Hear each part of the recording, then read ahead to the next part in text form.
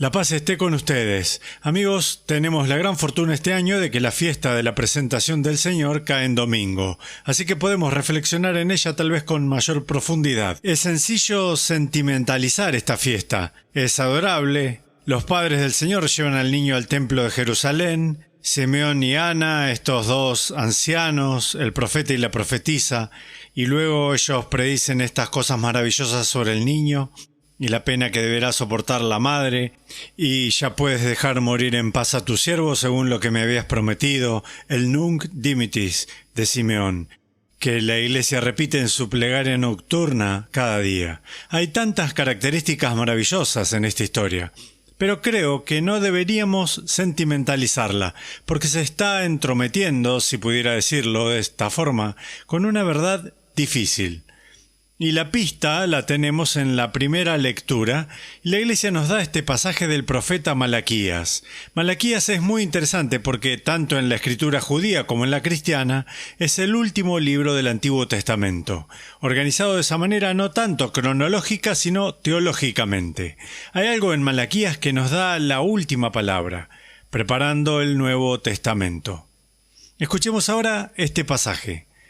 Esto dice el Señor: He aquí que yo envío a mi mensajero, él preparará el camino delante de mí, de improviso entrará en el santuario el Señor a quien ustedes buscan. Bueno, el lector atento podría decir: espere, no lo comprendo, pensé que el Señor estaba siempre en su templo, allí es donde reside el Señor. ¿Por qué diría Malaquías: bueno, el Señor regresará a su santuario? Bueno, el lector verdaderamente atento recordará del libro del profeta Ezequiel. Lo escuchamos en el capítulo 10, que el Shekinah, la gloria del Señor, debido a la corrupción del templo, debido a la corrupción del pueblo de Israel, la gloria del Señor ha subido y ha dejado el templo. Hay una descripción vívida de la gloria del Señor elevándose y luego yendo hacia el este sobre el monte de los Olivos, abandonando el templo. Creo es uno de los pasajes más extraordinarios de toda la Biblia. ¿Por qué haría eso Dios? Establecieron el templo para que sea su morada, Él quiere que su pueblo venga allí para encontrarlo. ¿Por qué se iría? Y luego, ¿está regresando? Bueno, Ezequiel lo hace. Adelantemos ahora al capítulo 43, donde predice que un día la Shekinah regresará al templo. Y cuando lo haga, el templo se revestirá de la gloria de Dios y se convertirá en fuente de vida para todo el mundo. Ciertamente, grandes cursos de agua fluirían de él para la renovación del mundo. Ese es entonces Ezequiel. El lado oscuro, la Shekinah, se ha ido, y luego el lado positivo es que esperamos que un día regrese. Ahora entonces, Malaquías. De improviso entrará en el santuario el Señor, a quien ustedes buscan. De acuerdo, Él va a regresar. Repite la predicción de Ezequiel. Con eso en mente, ¿cómo interpretamos a este niño Jesús? Hijo de David, como dice el ángel, Él regirá la casa de Jacob para siempre. Y María, su madre, lo lleva en sus brazos, y ellos entran en el templo del Señor. ¿Qué es eso? No es solo una escena sentimental, como los padres, incluso actualmente, que llevan a un niño a la iglesia para bendecirlo y dedicarlo, hermoso, pero está sucediendo mucho más que eso. Es el Dios de Israel que regresa a su templo. Está anticipando su regreso definitivo, que tendrá lugar, y ya llegaré allí, tendrá lugar en la cruz. Pero ahora es una especie de presagio del regreso del Dios de Israel a su templo. Esto es lo realmente interesante. ¿Cómo regresa el Señor a su templo? ¿En venganza y con una muestra potente de poder? No. Regresa como este niño pequeño, diminuto, indefenso. Es parte de la gran poesía del Nuevo Testamento, creo yo. ¿Qué es lo que tiene un bebé? ¿Qué tiene un niño? ¿Que es simplemente irresistible? Una pareja trae a su bebé recién nacido a una habitación llena de gente y todos están hablando entre sí y están distraídos. Tal vez algunos se están enojando y estén discutiendo, pero llega el bebé. Bueno, de inmediato todos son atraídos por el bebé, todos quieren mirarlo, todos quieren alzarlo. Hay algo que se me hace tan poéticamente cierto en esto, que el Señor ha querido siempre atraer a su pueblo hacia Él. Ese es todo el asunto del Antiguo Testamento. Quiere que la humanidad regrese a Él. Sí, tuvo alianzas y leyes y tuvimos profetas estruendosos y todo eso, pero qué maravilloso es que el Señor elija en la plenitud de los tiempos regresar a su templo precisamente como este bebé indefenso, pero también irresistible. Su objetivo es atraer a todo el mundo hacia Él. Jesús no consideró que debía aferrarse a las prerrogativas de su condición divina, sino que por el contrario se anonadó a sí mismo tomando la condición de siervo, dice San Pablo. Bueno, esa es la forma entera de su vida. Pero miren aquí este pequeño infante indefenso, atrayendo a todo el mundo de regreso al templo. De acuerdo, suficiente. Pero para que no nos pongamos tan emotivos con esto, regresemos a Malaquías por un segundo.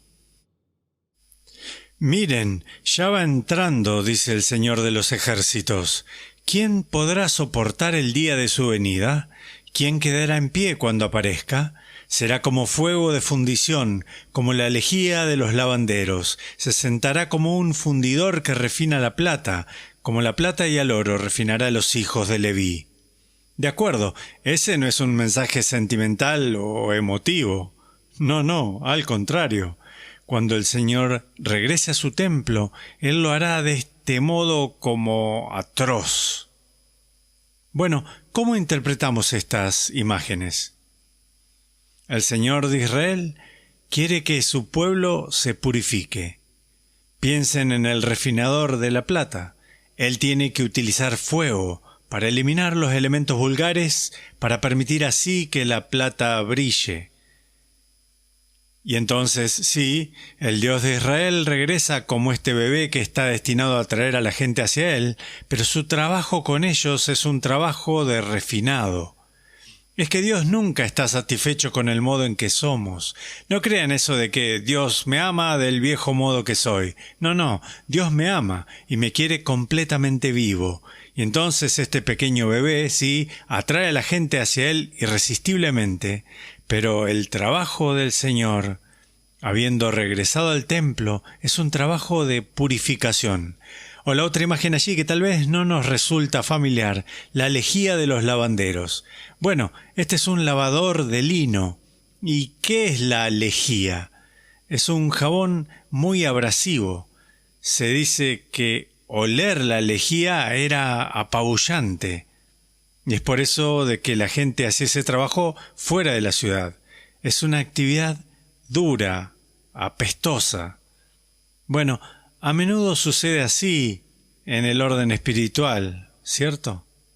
Cuando nos acercamos al Señor y Él tiene que trabajar en nosotros, encuentra que quiere que estemos limpios, quiere que brillemos. Pero eso va a requerir un poco de lejía de lavanderos. Y podría ser una actividad bastante desagradable. Hablen con cualquiera que haya luchado con una adicción, que haya luchado con un pecado crónico, alguien que esté atrapado en un patrón autodestructivo. Si quieres salirte de ello y dices, Señor, ayúdame, entonces estarás aceptando el trabajo purificador que Él va a realizar. De acuerdo, me deja aquí con un pequeño enigma porque me ha dicho que el Señor ha regresado a su templo, de acuerdo, lo entiendo, y que ha regresado tanto como un niño, y como esta especie de tremendo purificador de plata y el limpiador con su jabón abrasivo. Entonces, ¿cuál de los dos es? Bueno, la respuesta es los dos.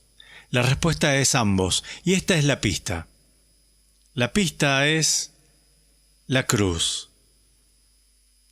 ¿Recuerdan cuando Jesús dice en el Evangelio de Juan, Él está en el templo, ha entrado de nuevo al templo? Él dice, «Oh, esto será destruido, este sitio entero, y en 3 días lo reconstruiré», refiriéndose al templo de su cuerpo.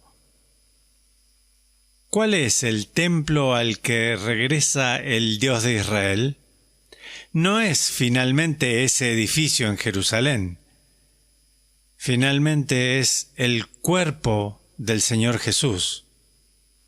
La palabra se hizo carne y plantó su tienda entre nosotros, dice San Juan. Eso, ya que estamos, es un pequeño código. Hizo su tabernáculo entre nosotros. Esto es lo que significa el griego. El tabernáculo en el desierto fue el templo original. Así que el lugar verdadero en el que regresa el Dios de Israel a su templo es el cuerpo de Jesús, y más precisamente el cuerpo de Jesús en la cruz. ¿Y qué ven en ese cuerpo crucificado del Señor? Bueno, de cierto modo es como un pequeño bebé, ¿cierto? Indefenso, incapaz, vulnerable. Literalmente está lleno de heridas. Sí, hay algo por lo que todos estos siglos la gente se ha sentido tan atraída por la cruz y por la imagen de esta figura como de niño, esta figura de debilidad en la cruz. Ese es Yahvé, el Dios de Israel, regresando a su templo.